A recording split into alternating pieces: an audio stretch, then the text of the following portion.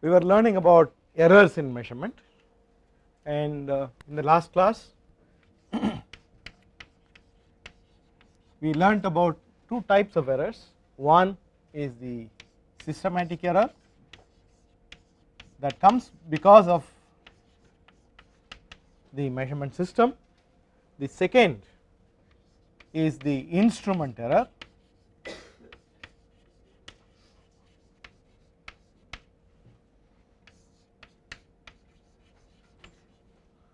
Both errors are computable and calculable, and the errors are indicated as accuracy.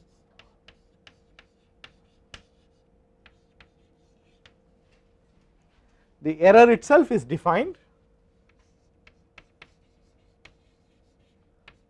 measured value minus true value divided by true value into 100%. So when we talk about accuracy, we never say something that I measured is 99% accurate. Instead we say it is 1% inaccurate, right.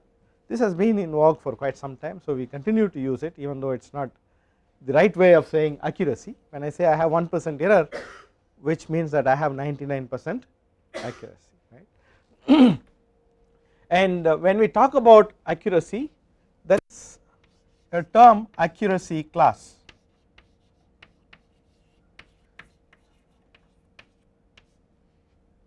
Accuracy class pertains to instruments. When you buy an ammeter, voltmeter or a multimeter, the manufacturer tells you what class of accuracy the meter belongs to, right. When we talk about accuracy class, the error is not specified, but on reading, but error as a full scale error, right. Error is specified as a full scale error. So for example, if I have a meter of accuracy class 1, then the manufacturer tells you that it is plus or minus 1% of full scale is the worst case error, right. And this is slightly tricky because it tells us if I have an accuracy class specified, not accuracy itself is specified, then reading at the low end of the scale the accuracy is very poor, right. Even though your meter say that my meter is 0.1 class, right, 1% accuracy, when you are reading 1% of that meter, then it becomes 10 0.1, yeah, it is about 10% inaccuracy, right. So you do not get 0.1% accuracy at the lower end of the scale. Now we also learnt that if we compute a third quantity, right, for example we computed the total current as I1 plus or minus I2. First we took I1 plus I2, then we decided we will take I1 minus I2, right, does not matter whichever way it is. We found out that the percentage error in IT, I call this as small IT percentage, is equal to I1 by IT into I1% plus I2 by IT into I2%, and of course the whole thing is plus or minus, right. So we logically found that the portion of I1 responsible in IT decides the percentage of error component from I1 coming on IT, and portion of I2 on IT determines the I2's influence on IT, right. And in this we have to be very careful because we are talking about worst case error. When I put minus, it does not mean that the errors will subtract, right, because you do not know at that point of measurement what the errors are. The manufacturer only tells you that at the worst case it will not be more than 1%, it will not be less than minus 1%, right. So we when we calculate the worst case error, we always add up, right. You can always say, sir, at some point in time I may get positive error in I1 and negative error in I2 and that will cancel out. Yes, if you are lucky it would cancel out, right, but luck is not something that we use in either science or technology, right. So we will have to be very careful in this. Now when I talk about this I1 by IT into I1%, I2 by IT into I2%, especially when you are subtracting quantities, you must be very careful. Let us take an example.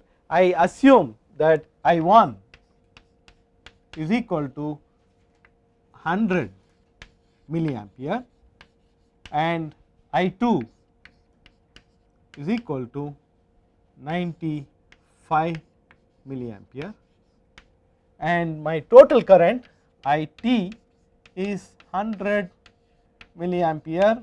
I am subtracting I minus I2 which is 95 milliampere. So we write answer as 5 milliampere. Now assume these two meters are class 1 accuracy, right. So I have plus or minus 1 milliampere here, then I have plus or minus 1 milliampere here. Both I1 and I2 are 100 milliampere full scale class 1 meters, right, 100 milliampere full scale class 1 meters. Now if I look at this, is going to be 5 milliampere plus or minus 2 milliamperes, right, because errors always add up. 1% of full scale is 1 milliampere, right. So I have 5 milliampere and the error in 5 milliampere is plus or minus 2 milliampere. So if I now represent it as a percentage, 2 by 5 is 40%, right, plus or minus 40%. Okay. So even though I am using 1% full scale meters, the ultimate error, worst case error I may get in my reading is 40%, right. So when you have to subtract two quantities, it is better to subtract and measure rather than measure and subtract, right. If you measure and subtract, the errors can really boomerang. Let us see whether our formula is right. Okay. So now I know the formula IT percentage IT must be I1 100 by IT is 5 milliamperes into 1%, right. That is what the formula says. I1 by IT into 1%, IT we have already calculated is 5 milliamperes plus 95 by 5 into 1 into 100 by 95%,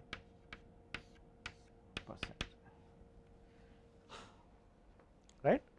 Of course we see this is also, this is 20, this is 20, so 40%. So formula is right.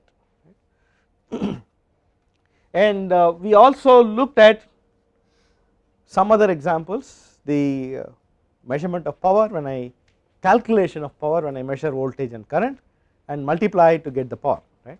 Then we saw that if I compute some value as a product of two measured quantities, errors simply add up, because in that case the error in W, if you remember in the last class, is error in I% plus error in V%, right, I% plus V%, the error in current and voltage.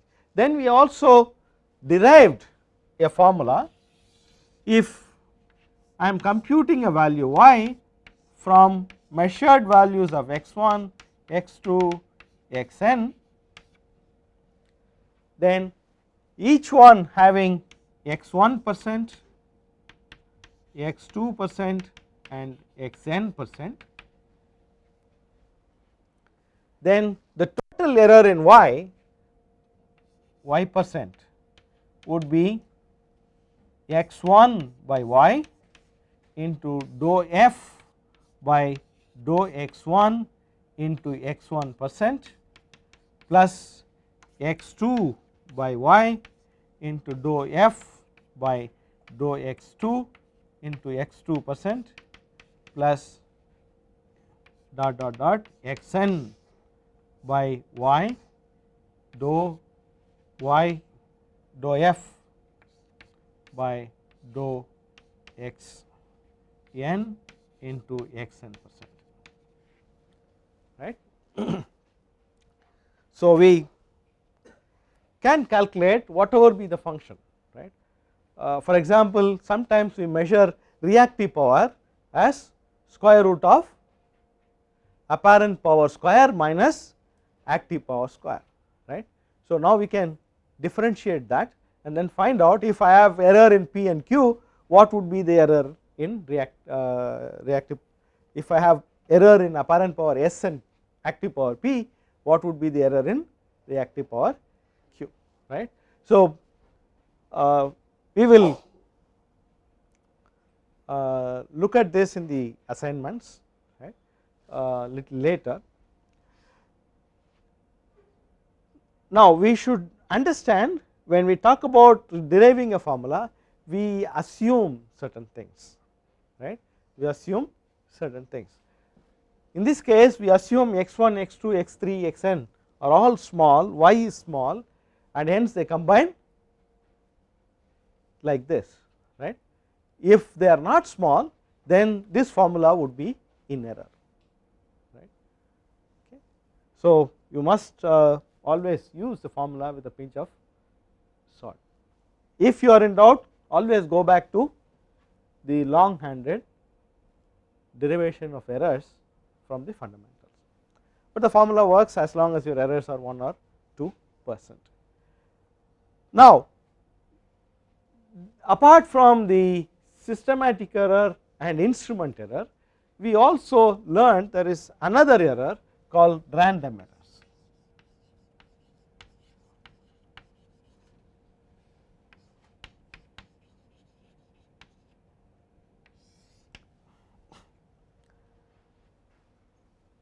Random errors come when you try to measure things in a very fuzzy situation, right. Generally, when I am measuring 100 volts, or I am measuring 230 volts on my power line, or I am measuring some milliamperes current on my in our laboratory experiments, we do not expect random errors, right. Random errors come if you have to make measurements in the field where you have no control over the atmosphere, and there will be interference and noise affecting your measurement, right. The example that we saw was when we try to measure very low voltages, the thermo EMF itself will be few microvolts, and that would cause trouble. So, when we have random errors, then what happens is at whatever time you measure, you get a particular value, right. We saw that when I try to measure, let us say some microvolts, right. This is microvolts range, this would be thermal noise. So, depending upon whatever period I measure, so if I measure, I am going to get V1 here, I am going to get V2 here, right. It depends upon at what point I am measuring. Okay. So, even if you introduce let us say averaging out, we cannot average for a large period, right. We still get some kind of random errors, especially when we are measuring very small voltages or voltages in a noisy voltages, currents, anything that you can talk about in a noisy environment, right. When we have such errors, we do not know what the true value is, right. We do not know what the true value is. We assume that the random errors are caused by noise and interference, and then we say okay, noise and interference have a 0 mean value. If I average it out long enough, I will get a 0 value, right. With this assumption, we try to take as many measurements as possible, because I know I am going to have errors, not because of the instrument, because of the system. This error is not known to me, right. If on that particular day the atmosphere is very clean and I have no static, there are no others starting their motorcycles nearby, I will get a good reading, right. On the other hand, if somebody having a faulty spark plug is driving by, I will get quite a lot of interference, or it could be just the atmosphere itself creating too much of noise, right. And so what we try to do is we try to take as many measurements as possible, right. I take V1, V2, V3, V4, V up to n number of times. So we take measurements, multiple measurements, n we make it sufficiently large. For certain cases n of 10 is good enough, for certain other cases n of 10 is really not good enough, right. You may have to have 100, sometimes people even go for few thousand measurements to make sure that the random errors can be handled. If you want to handle random errors, because they are random, you have no idea what they are, you must have as many measurements as possible, right, even to comprehend what has happened, right. Now if I really look at this, I see when I made V1, V2, V3, V4, my measurand has not changed, right, my measurand has not changed, right.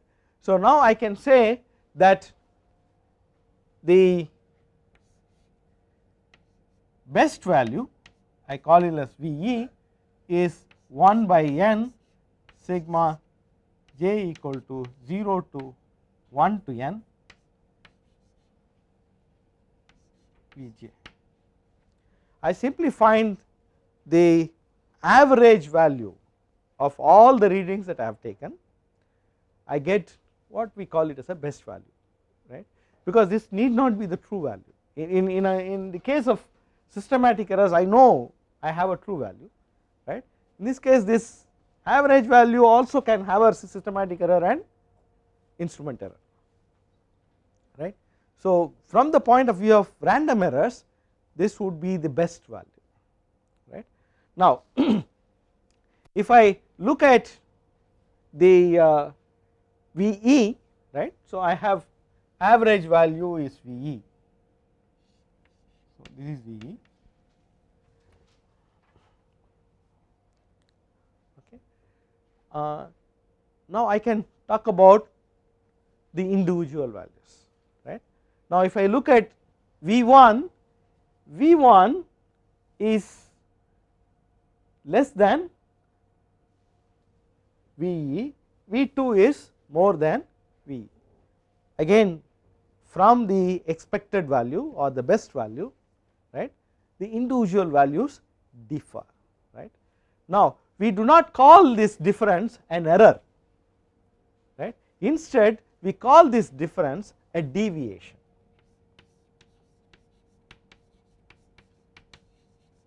So deviation d1 is equal to V1 minus VE, d2 is equal to V2 minus VE, etc. dn is equal to Vn minus VE, right. So if I really look at, this is d1,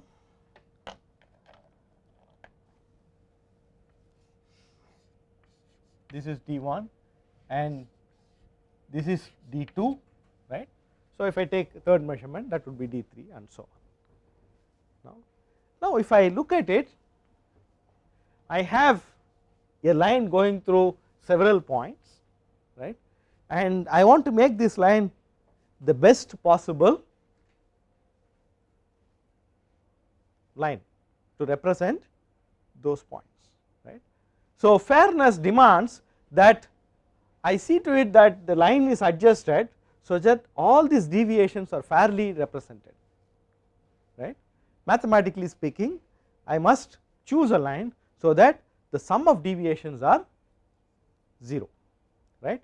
Now, if I put sum of deviations as 0, sigma dj j equal to 1 to n, that would be sigma j equal to 1 to n Vj minus Ve, that must be equal to 0, right. Now, if I look at this value j equal to 1 to n Vj, I keep it as it is. So, I put 0 equal to sigma j equal to 1 to n Vj minus sigma Ve j equal to 1 to n. Now, if I look at the second summation, I put j equal to 1, I get Ve. Now, when I put j equal to 2, I get Ve. So, what will happen now? I will get 2 Ve, right. When j equal to 3, Ve plus Ve plus Ve, I will get 3 Ve. So, when I sum up to j equal to 1 to n, I am going to get n times Ve. So, I bring n times Ve on this side. So, n times Ve is equal to sigma j equal to 1 to n Vj, or Ve, if I take it on the other side, is 1 by n sigma j equal to 1 Vj, right. What does this tell us? Tells us that the average value, right, the mean value of all the measurements that are made is not only the best value in terms of looking at and making judicial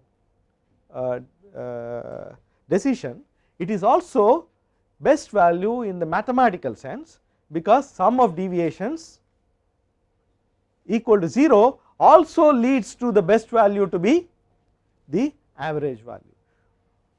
But we all know when we talk about the best value or minimum value, it is not enough that I have sum of deviations to be 0, because these deviations have both positive and negative. So, if I have one large positive which can swamp all other negative, right, in deviations I can make a mistake. Okay. So, it is also prudent that the sum of the squares of deviations should be minimum. When I square all the deviations, it should be minimum. Let us do that.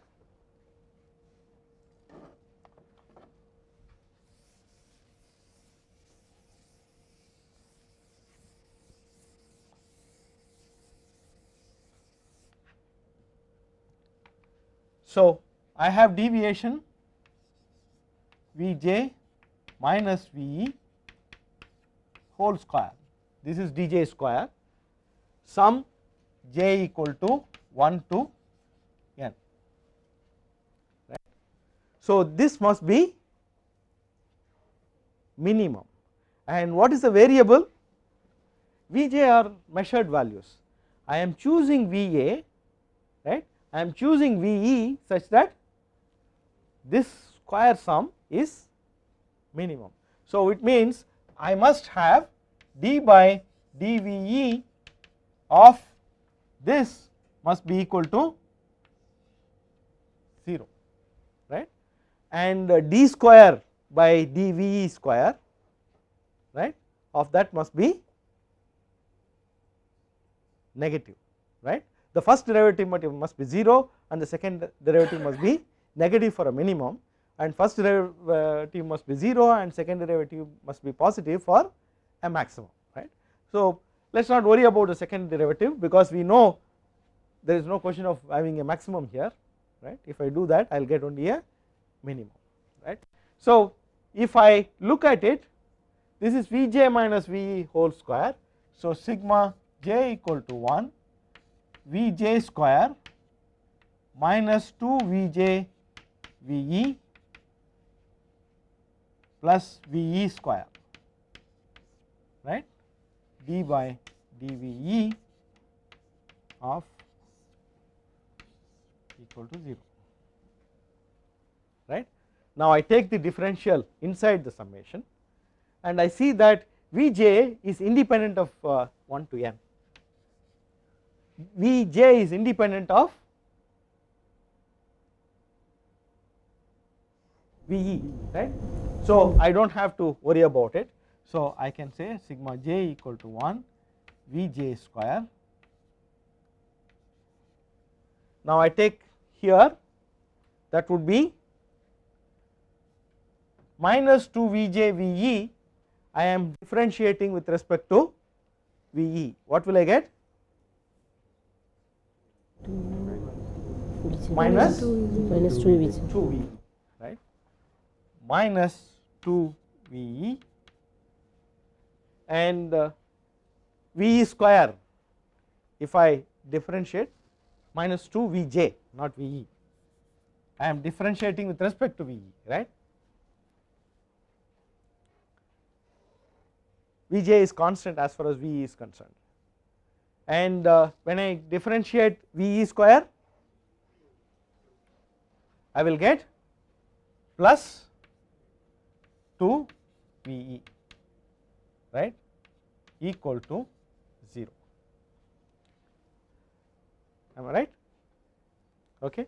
Now, if I look at sigma V j square, right, over 1 to n, let me this will be sigma j equal to 1 to n V j square would be n V j square, because this portion I will put j equal to 1,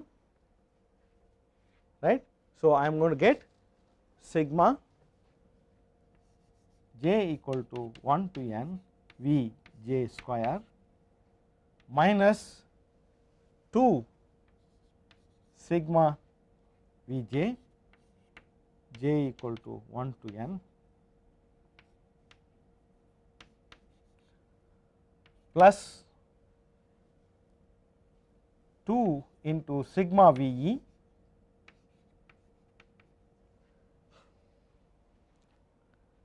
right, sigma V e, and that would be 0. So, this, oh sorry, I made a small mistake. When I differentiate V j square with V e, I will get 0, right. When I differentiate, V j is a constant as far as V e is concerned, V j square is also a constant as far as V e is concerned. So, I will get 0. So, I will get only this.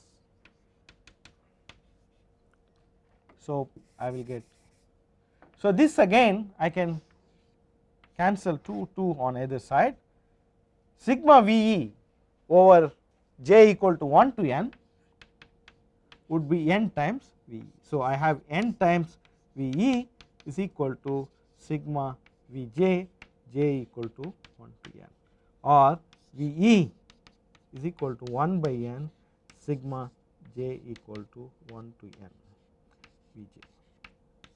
So, now we see, even if I take the criteria that sum of the squares of the deviation should be minimum, then also we get the best value or expected value to be the average value. So, whenever we deal with random errors, we always deal with average value, right.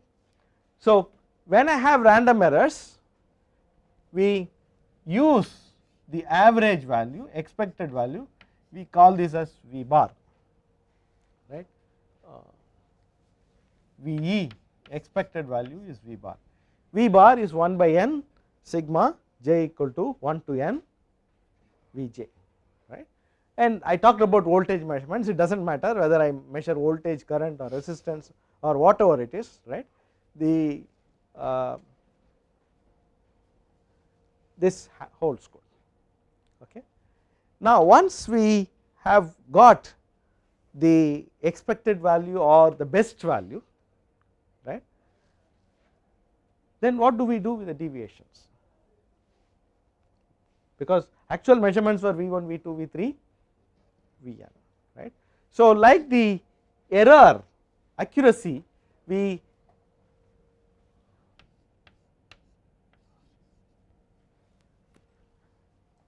indicate that the measurement had a random error, right, saying that I have the average value of so many volts and the deviation is so many volts plus or minus d. So, the deviation that we talk about, there are individual deviations d1, d2, dn and dj, right. One way to indicate is look at what is the maximum of all these deviations. So, one way to indicate this, I have V bar plus D max minus D max, right. I will put it as minus dx max, because these need not be the same, dy max, right. The plus deviation could be 3 volts, minus deviation could be 1.7 volts, okay. These two could be. So, when we indicate like this, we call this as peak deviation, the deviation, right, peak deviation. And in certain areas where you need to express the average value and the deviation, it is necessary that you indicate peak deviation. For example, when you are going to manufacture mechanical components, right, when you are going to manufacture mechanical components, let us say I want to make a rod of 10 centimeters length and 1 centimeter diameter, right. All of us know it is not possible for any manufacturer to make exactly 10.000000 centimeter and exactly 1.000 centimeter diameter, right. So, there when he makes, it may be 1 centimeter plus some tolerance, right. It could be 1.001 centimeter, right. So, when he makes, let us say 1000 rods, let us say you are assembling a fan and this rod comes as the central shaft, right, on which you put the armature and then the field and then make a fan, right. So, in this case he has to indicate what would be the maximum worst case diameter and worst case length, right, what would be the minimum worst case length, because you have to fit mechanical components. Let us take an example. I have this 1 centimeter which has to go into a bushing, right, which is also need to be 1 centimeter. Right. Most of the simple fans, your table fans, right, do not have ball bearings, they have bush bearings, right. The central shaft simply goes into a bush and then rotates inside, you just put some oil, right, it will rotate, right. Now, if I make the inside of this bushing smaller than the rod, what will happen? Smaller than the diameter of the rod, it will not go, I cannot fit it, right. So, in such a case I would demand that the manufacturer gives me this particular bushing diameter, right, I call this as diameter BD, BD to be equal to 1 centimeter right, 1 centimeter, deviation plus let us say 100 micrometer minus 0. I do not want the bushing diameter to be small, because then the rods will not fit in, right. Similarly, if I look at the rod, I call this as BR, right. The diameter of the rod BR must be 1.00, it cannot be more than 1.0, because again I cannot fit it, right, but it can be less, it will be slightly loose, it does not matter, right, minus 100 micrometer, right. So in peak deviation, most often, right, you would see that the two plus minus are not identical, right. When we talk about error, systematic error, we always say plus or minus 1%, plus or minus 2%, right. In random errors, when you specify peak deviation, you must specify both positive and negative, and in general the positive deviation need not be equal to the negative peak deviation, right. Okay. And because one side is 0,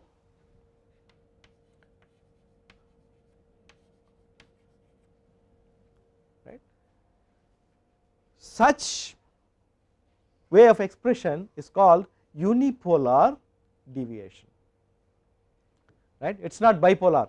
I do not have in the top one, I do not have minus anything, it is 0, from 0 up to 100 micrometer I can tolerate. In the rod, from 0 up to minus 100 micrometer I can tolerate, right. So the tolerance, right, the deviations that you can tolerate is also known as tolerance. When expressed in peak deviation, most of the time becomes unipolar deviation, right. Now the this is a particular case when we talk about mechanical measurements, right, and this would always be very difficult to handle, very difficult to manufacture, right, because if somebody makes a mistake and then the inner diameter is not matching, then he has to throw the bush out, right, or throw the cylindrical rod away, right, there will be a lot of wastage. So another way of expressing the deviation, so this is peak deviation, is known as the average deviation.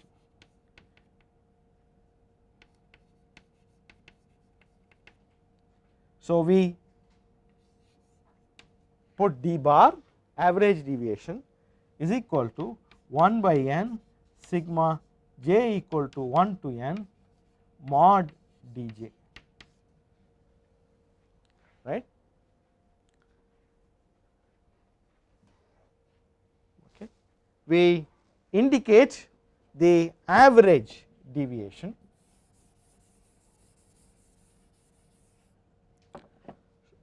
So peak deviation, average deviation. Average deviation is not at all used, right, it is not at all used.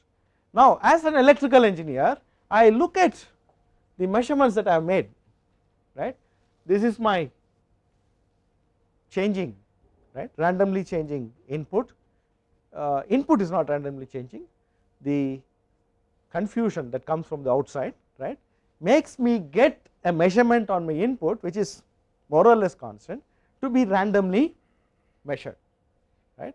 So if I look at it, I look at the average value V bar, so this is V bar, looks to me like a DC, right, direct current, isn't it, DC voltage, and then whatever sits on it I take it as an AC, right. So if I have a DC plus AC, right, in electrical engineering we always represent it as the DC plus RMS value of the AC, right. AC we always measure in terms of its RMS value. So, RMS value of the AC, please note this is D1, D2, D3 and so on. So, RMS deviation is 1 by n sigma j equal to 1 to n dj square root, right. I repeat, what is dj? Vj minus V bar, right, that particular measurement value minus the average value. So, root mean square, right.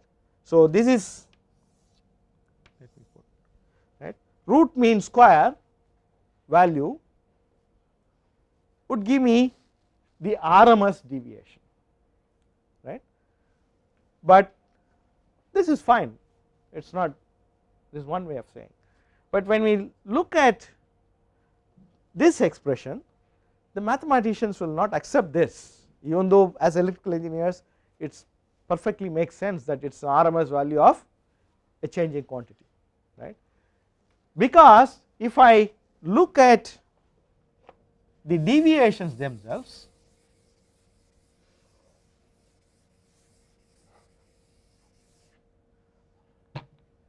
let us say I have only two values V1 and V2. What is the average value? V1 plus V2 by 2. So, V1 plus V2 by 2. So, this is going to be D1, right, and this is going to be D2. What can I say about D1 and D2?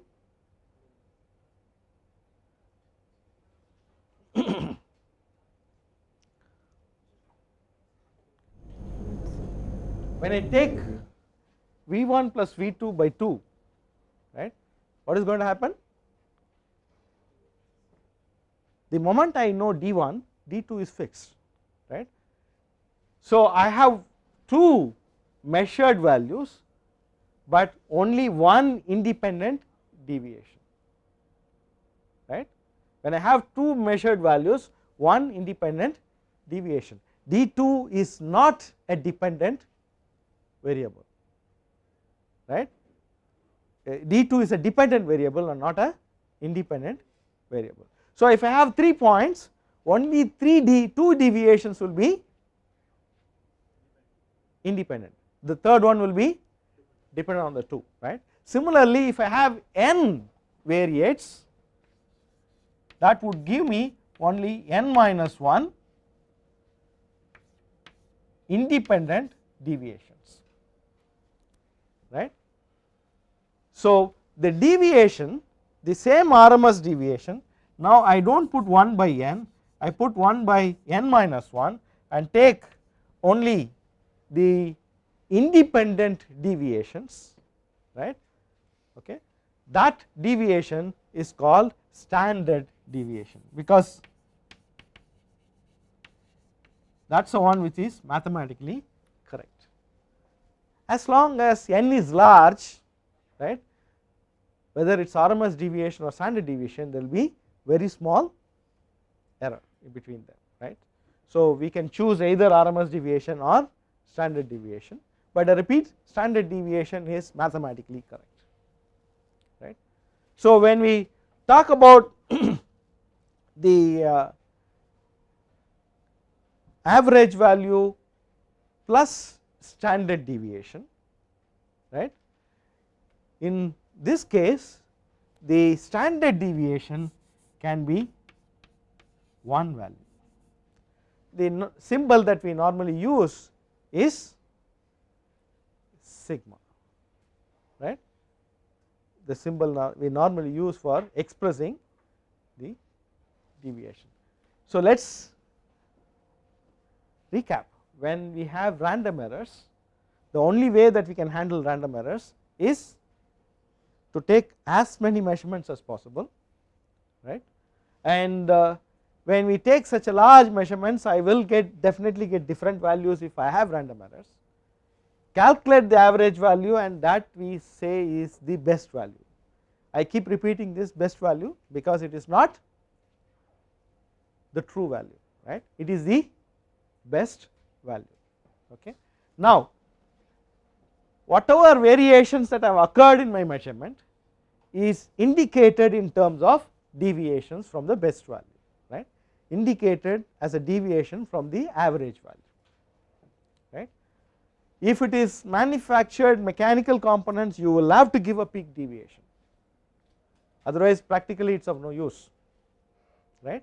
When we talk about peak deviations, most of the time we would end up with unipolar deviation if mechanical fitting is involved.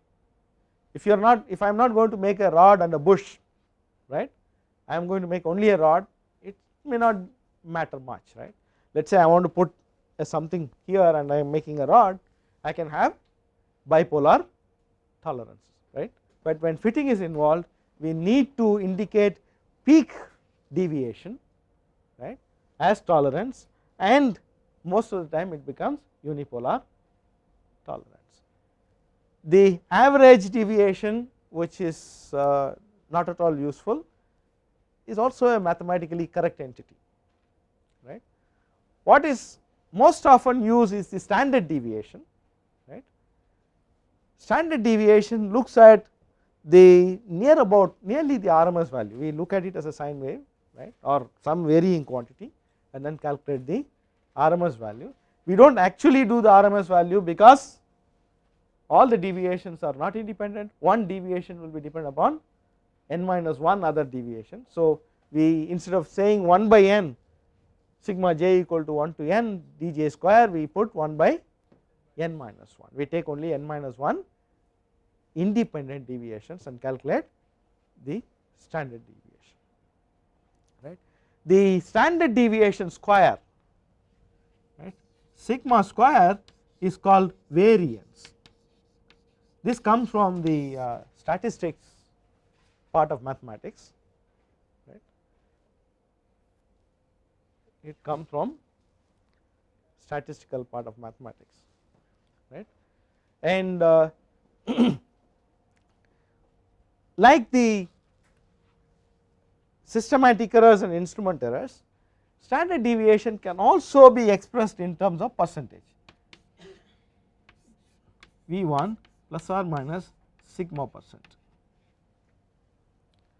right. So, when standard deviation is expressed in terms of percent, I mean this is all of us know, right, when you go and buy a resistor, right, you buy 1% tolerant resistor, right, that 1% is nothing but standard deviation. When the manufacturer makes large number of resistors, there would be a spread, and then he says my tolerance would be 1%, right. So, when I express sigma percent